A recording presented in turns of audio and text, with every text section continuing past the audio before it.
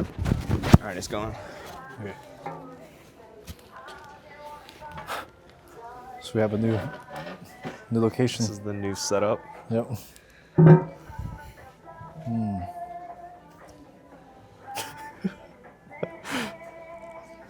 See if I have any topics of discussion. First one was the importance of doing and not thinking. Do we ever get into that? We kind of talked about it a little bit.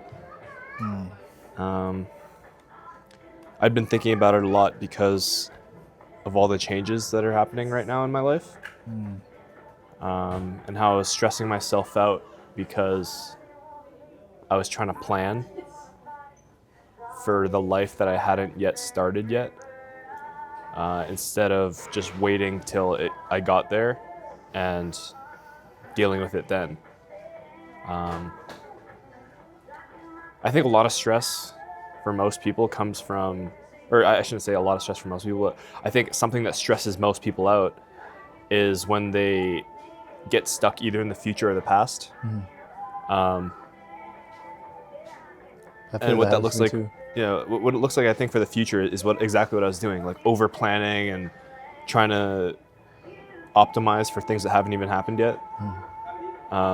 Whereas I think the opposite for the past, it's like when you're stuck in the past, I think it's not so much planning, it's trying to like repair things that you kind might of not dwell. even, yeah. I don't know, what do you think? I think for the past, is people kind of cling onto it and look at that as. I feel like for the past stuff, people put themselves in a box. Like, I feel like when you get stuck in the past, you close yourself off to new experiences. I've definitely met people who were so stuck in the past that they couldn't accept what was happening like in the now. Or they cut themselves off from certain experiences because of what happened to them in the past. Stuff like that. Like trauma, maybe? Yeah, trauma. You kind of like build up a defense mechanism of never letting anything that has the possibility of being like that again happen. And you close yourself off to a lot. I guess you could say that for like getting into new relationships and like meeting new people, all that. I think when you hold on to your past and stuff, people, they remember like the pain, kind of hold on to the pain too.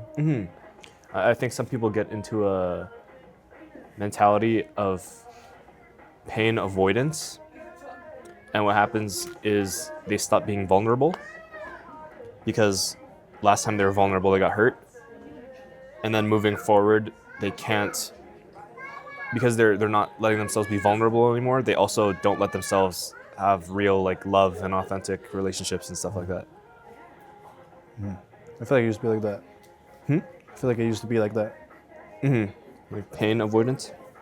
A little bit. I feel like I never really opened up because I was scared of being hurt. But I think with this, I found, like with the recent one, I finally decided to like decide what's the worst that could happen, you know? The worst that could happen is like I either learn from it or it goes well. There's no winning or losing. You know? I think that kind of comes back full circle. Like, yeah, the worst thing that could happen is you learn from it, right?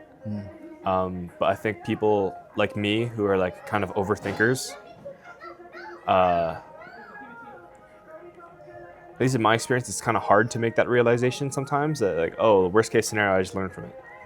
And so I get into like a loop of like thinking, how can I avoid that scenario?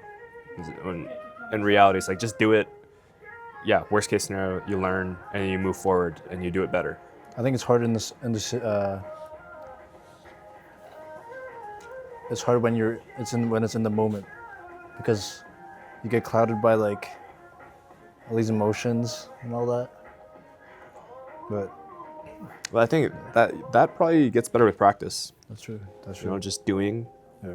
The more comfortable you can be in that on the fly decision making mode, then the easier it gets.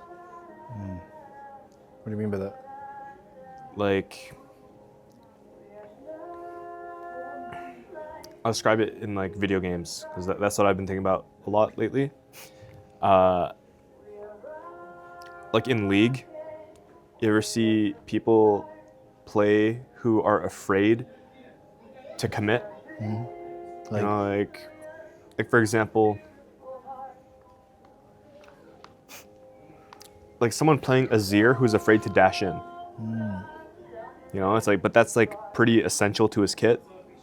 Maybe not. Maybe that's a bad example. Let's say like, I feel like League is not a good example for maybe this. that's not a good example.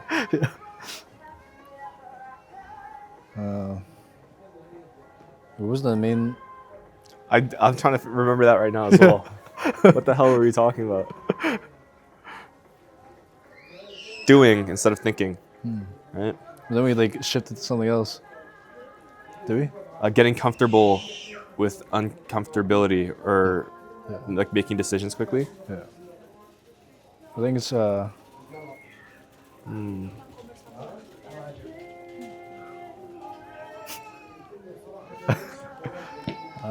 What was I gonna say? There's people who like save their ult. I play Bard, yeah. and Bard's ult is pretty high impact. It could like make or break a lot of things. But when I'm playing, I'm not thinking, is this the right time to use my ult? It's like, no. It's like I just rip it, and it's like if it was bad, oh well, we'll just deal with it. There's, It's a good reference. like some people, I feel like hold it for the optimal moment, and it's like then you just hold it forever. But like getting comfortable with just doing it and then dealing with the consequences. I think that is what I was talking about. It needs practice. I do it well in League, but in like other ways, I don't do that well.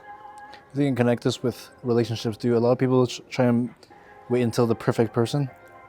But I feel like you have to get through a bunch of other people to find the perfect person. Do you think perfect people exist out there? No. I think.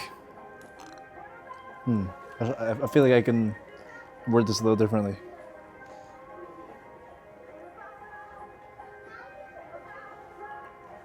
I guess you got to go through the discomfort of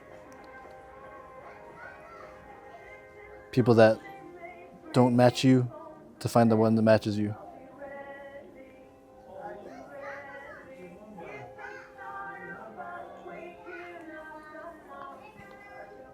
I agree. I don't know if discomfort is the right word. I think it's more like you just have to experience to know what doesn't work, right? Just like Bard ults. Yeah, Just Bard Bard ults, ults.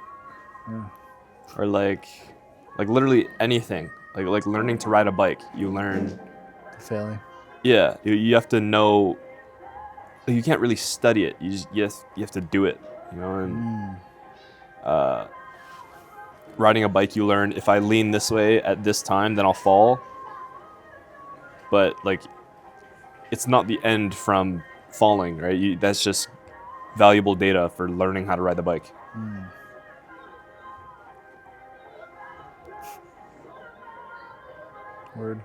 Word. Do you think your goals are external facing or internal facing? What does that mean? Like, do you think your goals are so you receive external validation, or it's like internally validated?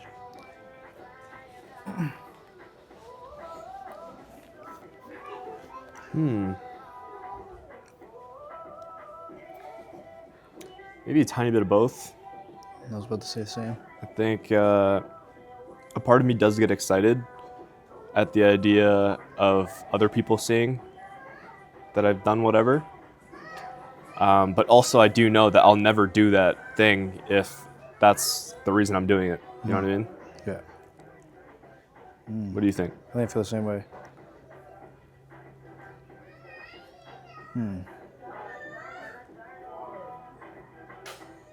I feel more internal though. How do you mean? I feel like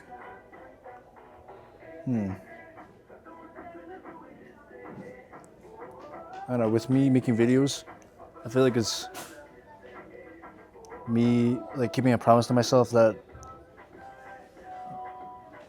I'll keep going no matter like what obstacles get in my way. And that's like,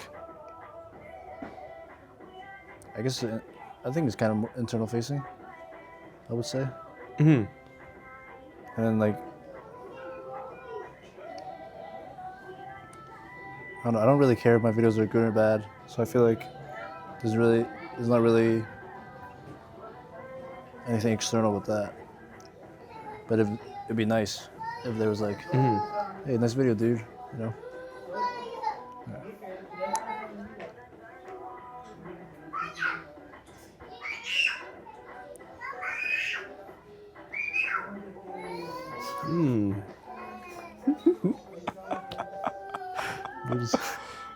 Just look at the stuffed animal. It is good. Bruh. What's next? Oh, my obsession thing. I think there's uncontrolled obsession and controlled obsession. Uncomfortable and controlled? Uncontrolled and Oh. controlled. Okay. I think Elaborate. uncontrolled is when it takes over your life. Controlled is when you have control over it and it doesn't take over your life. What does that look like? I wrote more into this. Let me see what I wrote. Uncontrolled is more like you lose yourself in the strive for your goals. You ignore things like sleep, relationships. It becomes like compulsive instead of intentional. Okay, and then what is this is controlled or uncontrolled? This is uncontrolled. So then what does controlled look like? You're all in. I guess the opposite of all that stuff. Not really, but like you're like all in still, but within limits. And the limits being, you'll still take care of yourself, and it's more like a part of you instead of like your whole identity.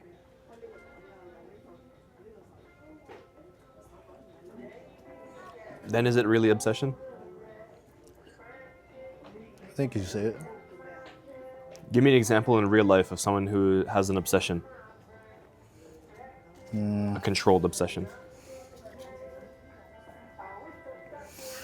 Like, let's say going to the gym. I go to the gym.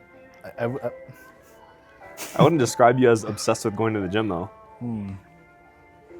Huh.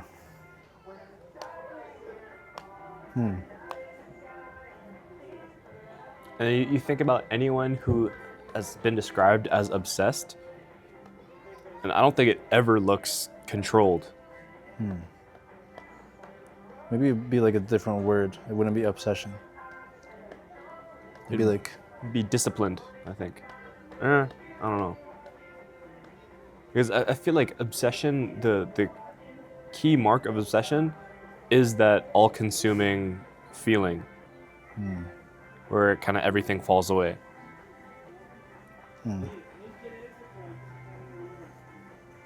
but like you said last time, you can be obsessed with something and not have it.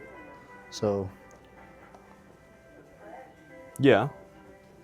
But being obsessed with something and not having it, I'd say you don't necessarily have to have something to be obsessed. Obsessed is just, it becomes your everything, right? I don't know. I feel like there's no right answer here. I'm hung up on the controlled obsession because I don't see that ever happening. Like being obsessed, even if you don't have the thing, like let's say you have a crush on someone, right? And you become obsessed with them. Some people say that and it's just exaggeration, right? But real obsession in that case, to me, would just be like a stalker. You know? Like, I'm trying to think of other examples of like real obsession. I'd say How about like food? Let's say you really like this food. Someone with unhealthy obsession would be like, I'm gonna do it at whatever means possible. But if you have a controlled obsession, you'd be like, oh, I had too much today. Or, oh, I had it yesterday. then it's not obsession, Oh, okay. right? I think that's just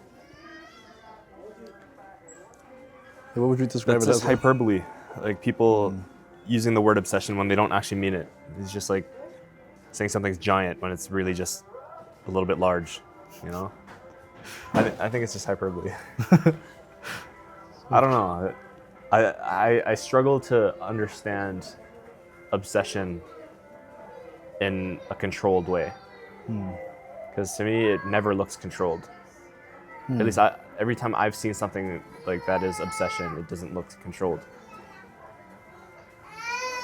Like I think about, have you seen the movie Bandersnatch? You should watch it. It's pretty cool. It's like you watch Black Mirror. A little bit. It's a movie from like the Black Mirror-ish universe, and it follows the main character is a programmer, and he joins this company to make video games, and they have a head developer, and that guy is obsessed. He like stays up all night, or actually the main character becomes obsessed as well. They like don't sleep. They're in their room. They like shut people out just to continue like with this the flow of this like their obsession really. And when I think of obsession, that's what I think of. You know, now that I've been saying it out loud, I just said the word flow. I think that might be controlled obsession, like hitting a flow state. Like you see it in athletes a lot, where it's not unhealthily obsessed, but it's so practiced. They've practiced kind of erasing the world for so long, and they've done it. They're at a level where they can kind of on demand kind of get into that flow state, forget everything. That is controlled, right? And what is the definition of obsession? You said when you stop taking care of yourself or stop like paying attention to the things around you. I'd argue that flow is kind of like that. So you think controlled is more like you know, athletes Directed, directed, maybe. yeah. What do you think? That still doesn't feel 100% right, but I think it's closer. That sounds like it makes sense.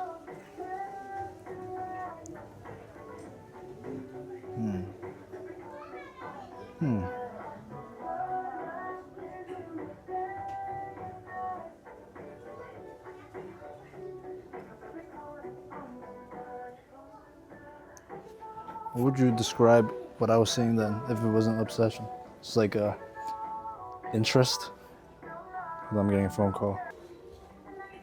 What were you describing earlier? You said what would I call what you were describing? Can you say it again? The controlled obsession part. Yeah. What does that look like to you? Controlled obsession? This is what I wrote down. You're all in, but you know your limits. You take care of yourself while you continue to grind. It contributes to your life instead of something that takes over your life.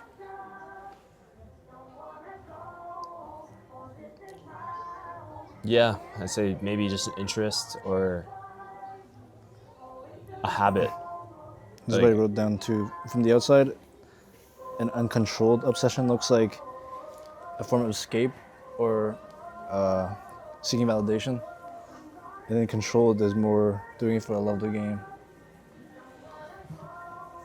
So I don't think obsession is doing for for the love of the game. validation. I don't think it ever is that. Like Really? real obsession.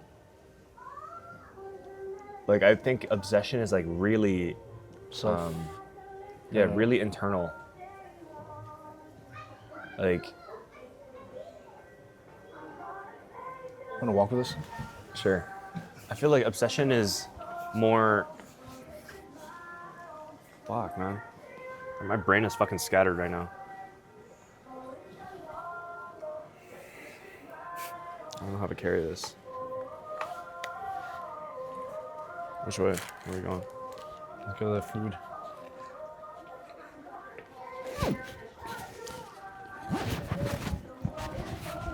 Am I still audible? I have the Talk? mic covered up. Hello? Holy shit. Am I good? Why is it showing 62 gigabytes? Is that how much, I think that's how much I have left on my phone. Yeah, I think you're still audible. Talk? Hello? Hello? Yeah, you're good. It's covered though. You're good. Okay. Although it might be rubbing on the mic. Actually, no, I think it's fine.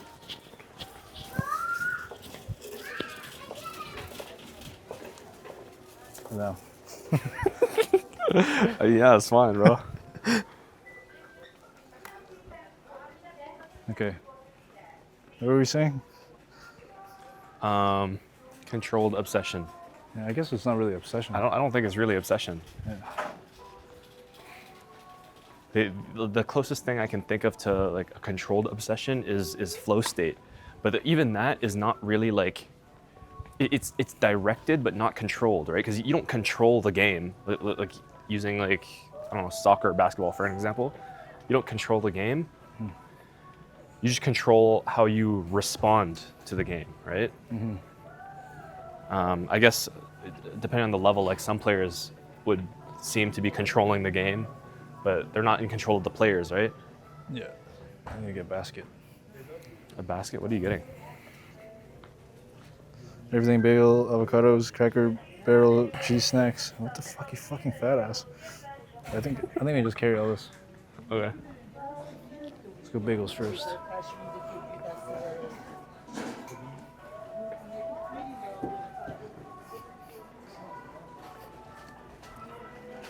Do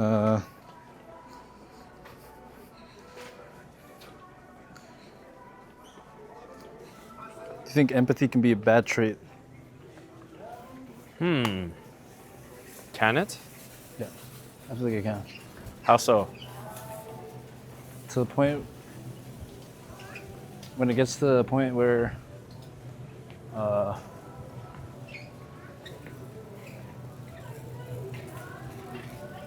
you kind of take other people's problems and like kind of internalize it, I guess. Internalize other people's problems? Like let's say, like you kind of make someone else's problem your own problem too. Like that's when it becomes kind of bad.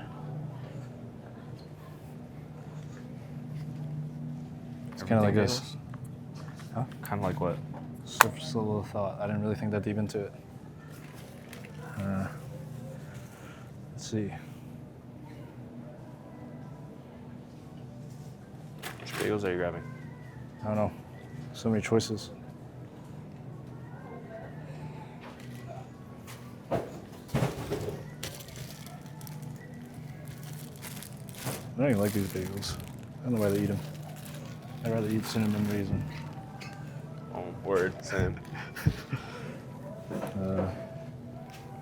What do you think of that? I don't think that's empathy, really. I think I know what you're talking about. It's like getting invested in other people's problems to the point that it's to your detriment. Yeah. Like for example, if you were It's kind of like taking your dog to the vet or something, and I made it my like sole mission to get you and your dog to the vet, and I forget to take my kids to school or something.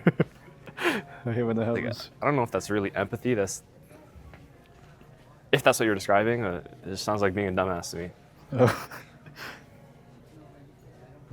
What's a Cracker Barrel cheese snack?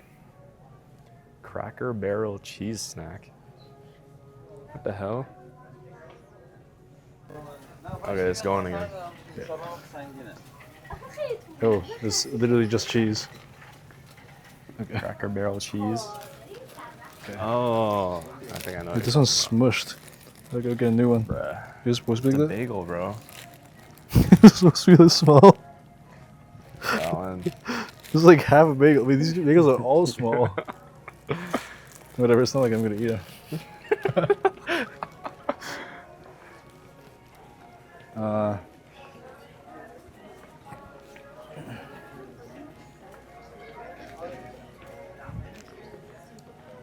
What would that be then? What would that be? Probably dairy. No, what I was talking about, what would that be?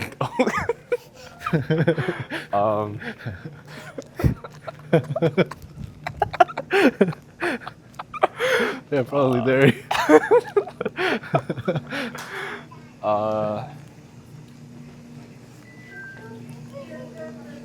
I guess it is described as empathy, like feeling what other people are feeling. Really Is that smaller bad? ones. I think to the point when it gets people pleasy. You know? People pleasing. But then that's not really empathy, is it? People pleasing? Like that's like a different agenda. Like the goal is not to help them, it's to win their favor. People pleasing. Right? Empathy is just the feeling of feeling what other people are feeling. Oh yeah. Right? So I think the only way that empathy can be bad if it's like a bad feeling. Like imagine if it's like I don't mean like a painful feeling. I mean like a bad feeling. Yeah. But I don't think empathy is ever really bad. You know. I think Maybe empathizing with like a serial killer or something. I'm like, yeah, I do agree. Like, we should kill these people. Yeah. Like that, I'd say is bad empathy. Okay. I guess Bro, when it's where like the hell is this cheese at? I think it's the front. But I guess when it's like an extreme, I think it becomes something else. You know? Like when you Extreme empathy. Hey, where do we get those What? little The bag of bagels? chocolates? Chocolate chips. Baking.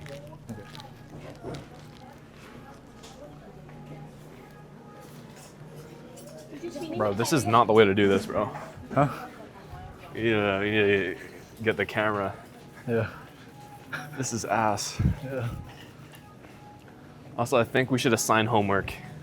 Assign homework? Yeah, we should because I'm just thinking like this format, we're still thinking too much on the fly.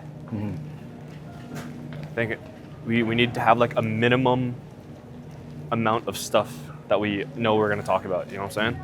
Yeah. And then let the rest kind of fall into place. Okay. What do you think? Yeah. Yeah. Also, because I'm like a little bit hungover, my brain is just so foggy right now. Oh. I can barely finish sentences. If I can't find this cheese, I'm not buying it. Hmm? If I can't find this cheese, I'm not buying it. Bro, where the hell is this? Bro, I'm just like filming Walmart merchandise, bro. Want to just cut it for a bit? Yeah.